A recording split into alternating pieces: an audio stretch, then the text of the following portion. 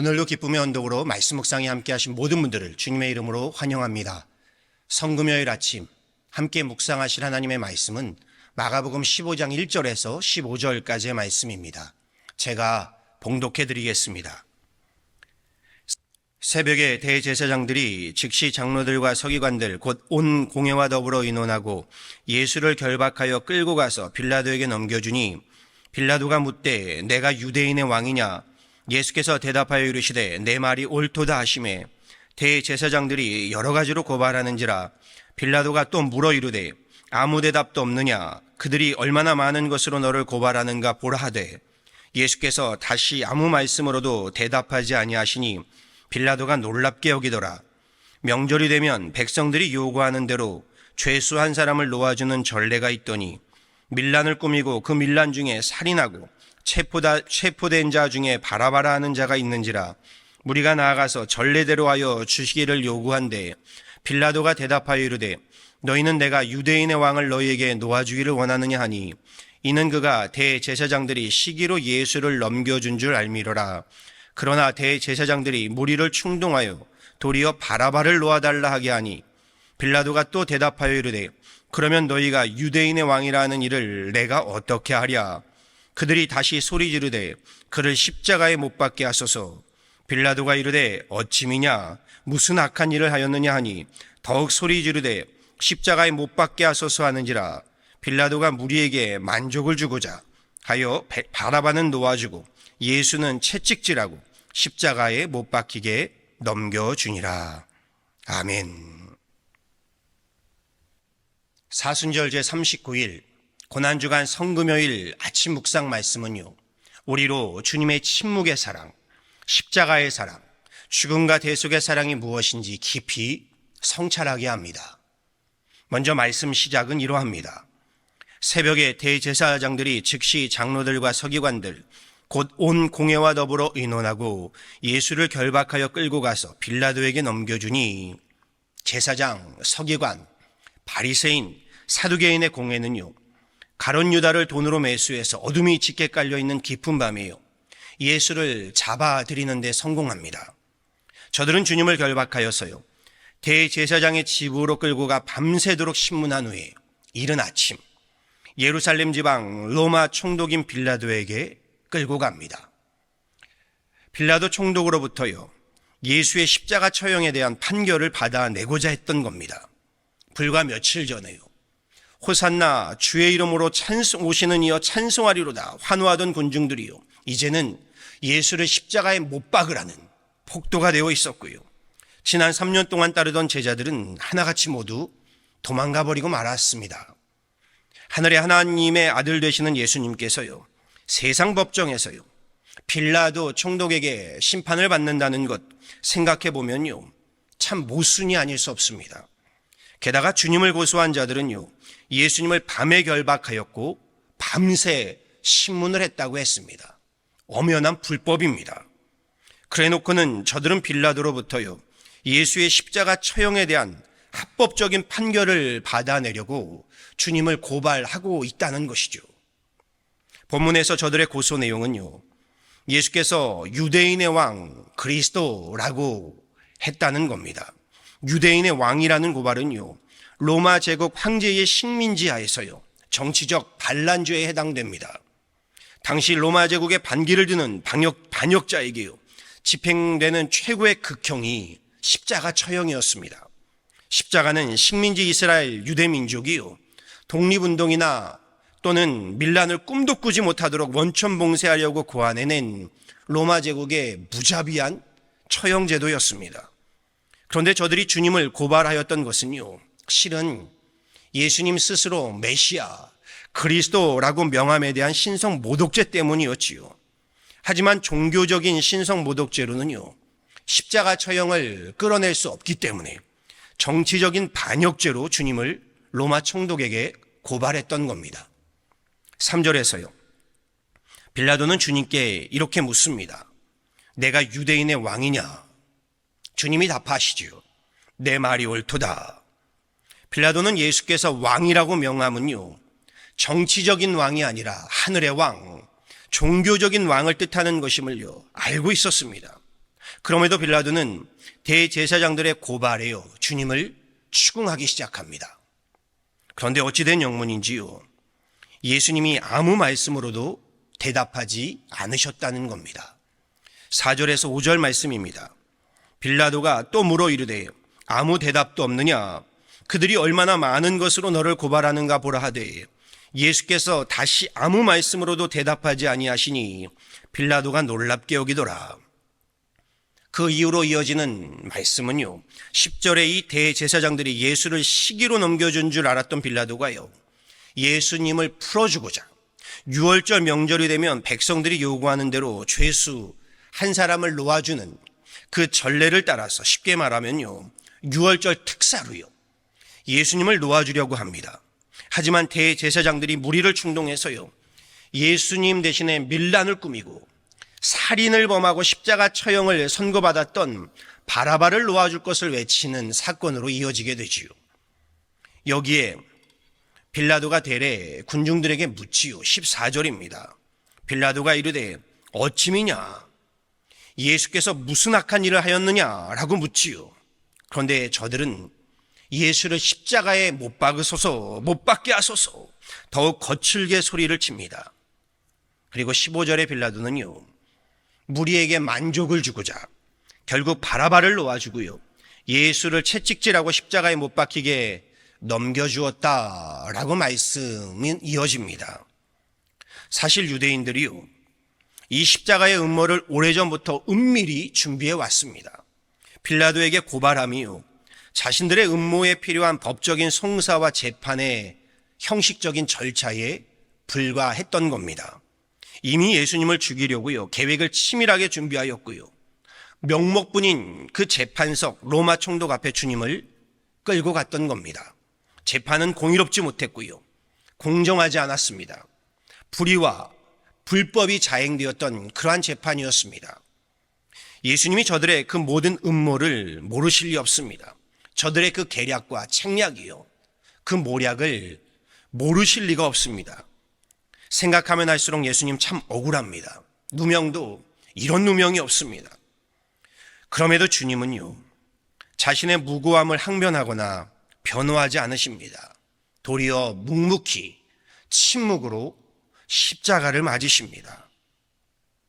저는 말씀을 묵상한 가운데요, 예수께서 다시 아무 말씀으로도 대답하지 아니하시니 이 말씀이 제 가슴에 울림이 되어 왔습니다. 왜 주님은 아무 말씀도 하지 않으신 것일까?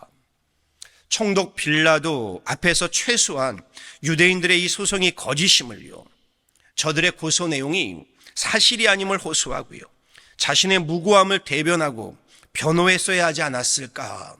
아니, 그 전에 제자들을 통하여 저들의 그 음모에 대처해야 하지 않았을까?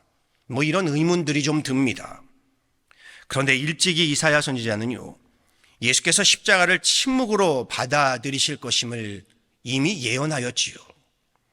우리 이사야 53장 7절의 말씀입니다. 그가 곤욕을 당하여 괴로울 때에도 그의 입을 열지 아니하였으며 마치 도수장으로 끌려가는 어린 양과 털 깎는 자 앞에서 잠잠한 양같이 그의 입을 열지 아니하였도다. 주님이 침묵하신 이유요, 다름 아닌 우리의 죄 때문입니다.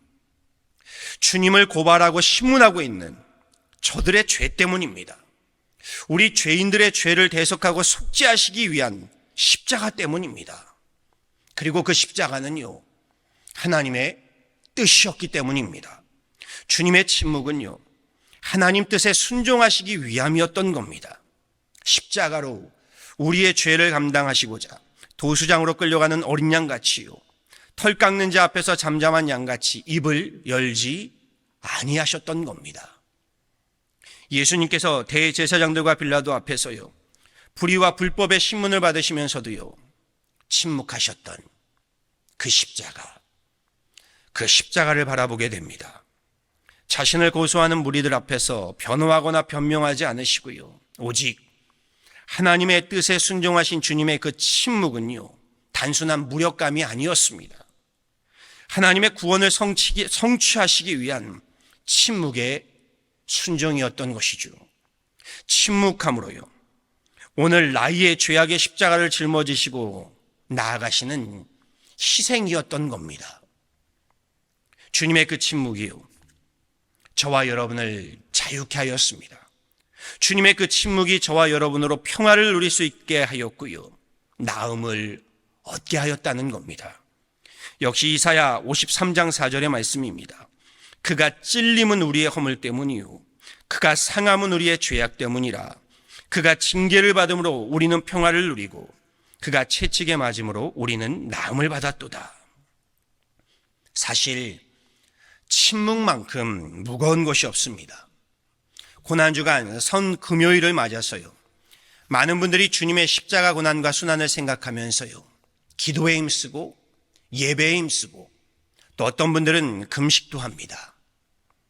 그리고 저는 오늘 조금 더 나아가서요, 본문 말씀에서 오늘 우리에게 절실한 그 훈련이요, 십자가의 침묵인 것을 강조하며 말씀드리고 싶습니다. 십자가 앞에 우리 잠잠히 침묵하는 훈련입니다. 교회 생활함에 있어서요, 조금의 불편함도 조금의 불쾌함도 참지 못해서 나를 호소하고 항변하며 대변하기 바쁜 모습들에서부터요, 우리 신앙생활함에 있어서요, 조금의 억울함도 조금의 쓴소리도 참지 못해서 교회를 비난하고 목회자 비판함에서부터요, 십자가로 침묵함이요, 지금의 사순절 고난주간의 신앙훈련에 절실히 필요한 줄 압니다. 침묵으로 하나님 뜻에 순종하셨던 십자가 죽음과 대속의 사랑을 우리 깊이 성찰하면서요, 오늘 우리에게도요, 이 침묵함으로 하나님 뜻에 순종함이요, 침묵함으로 나의 십자가를 지고 주님을 따르는 신앙의 훈련이 필요한 줄 압니다. 수많은 사람들이요, 예수님을 보고 싶어 했습니다. 주님 한번 만나보고 싶어 했습니다. 빌라도요, 그런 예수 그리스도를요, 눈앞에서 직접 만나게 되는 하늘의 놀라운 기회를 부여받았습니다. 하지만 정작 빌라도요, 그리스도를 눈앞에 두고도 영접하지 못하였고요, 하늘의 기회를 박차버리고 말았습니다. 그는 두고두고 회자되는 역사의 불행한 주인공이 되고 말았습니다.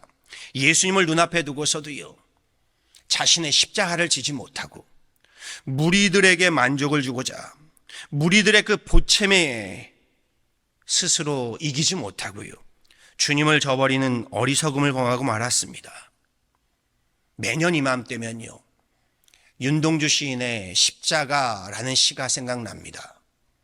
제가 읊어보지요. 쫓아오던 햇빛인데 지금 교회당 꼭대기 십자가에 걸렸습니다. 첨탑이 저렇게도 높은데 어떻게 올라갈 수 있을까요?